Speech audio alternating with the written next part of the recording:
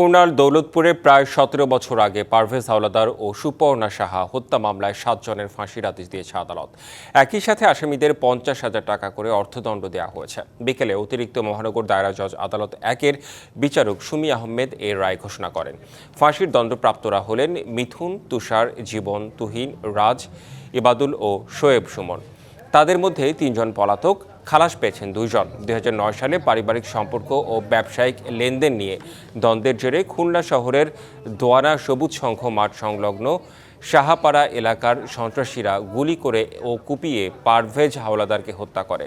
সাহায্য করতে গিয়ে গুলিবিদ্ধ হয়ে মারা যায় স্থানীয় বাসিন্দা সুপর্ণা সাহা। এই ঘটনায় পারভেজের বাবা বাদী হয়ে ৭ জনকে আসামি করে মামলা করেন। পরে ৯ জনের বিরুদ্ধে অভিযোগপত্র দেয় পুলিশ। ২৪ জনের সাক্ষ্য গ্রহণ শেষে অপরাধ প্রমাণিত হওয়ায় ৭ জনকে ফাঁসির আদেশ দেয় বিচারক।